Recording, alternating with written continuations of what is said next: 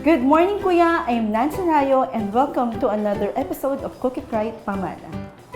Mga kasangbahay, ang i-share ko po ngayon sa inyo ay ang tinuro ng aking ina na si Naty Mapuwa. Ito po ay ang recipe ng Bagis. Si Mama po kasi ay isa sa magaling na magluto sa lugar namin at isa ang Bagis sa kanyang specialty. Ang Bagis na ito ay lutong galing Tarlac na minana pa sa aking ina na si Naty Mapuwa. Naalala ko pa, nung kami mga bata pa, ito ay madalas niyang lutuin. Nung kami nagdadalaga na, isinalin niya na sa amin ang lutong ito. At ngayon, nang hanggang kami nagkapamilya at nagkaroon na rin ng mga anak, pamamana rin namin ito. Ang lutong Bagis ay gawa sa ground beef. Ito ay nilagyan ng iba't ibang spices katulad ng bawang, sibuyas, kalamansi, at nilagyan din natin ng konting vinegar para ito medyo maging maasim-asim at hindi ito basta-basta nasisira. Mamaya po, i-share ko sa inyo kung paano po ito lutuin. Ito na po ang sangkap na ating gagamitin. Ground beef, cooking oil, garlic, onion, pepper, laurel, siling haba, suka, patis, kalamansi,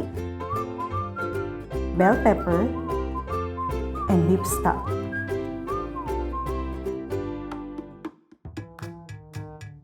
Ito na po ang paraan ng ating pagluluto ng Bagis. Una, ilagay ang mantika, garlic, and onion, ground beef.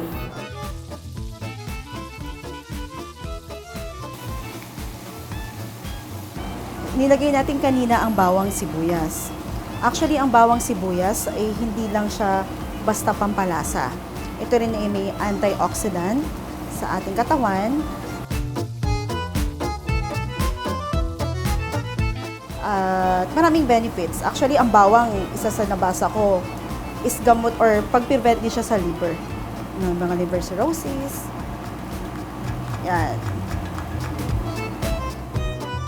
Isunod natin ang mga spices katulad ng laurel, paminta, patis para sumipsip po ang lasa nito.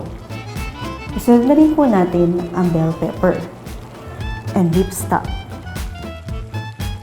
Ilagay na rin po natin ang kalamansi,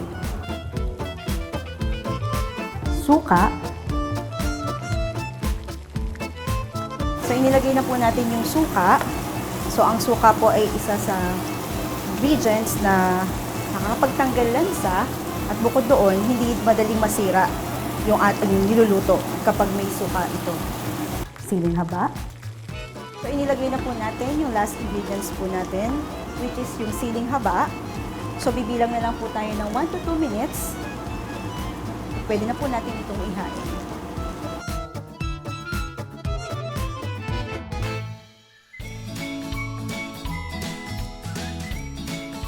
Ayan na po ang lutong Bagis na ninana ko pa sa aking mama. Muli, ako po si Rayo hanggang sa susunod na episode ng Cook It Right, Pamana ng Good Morning, Kuya!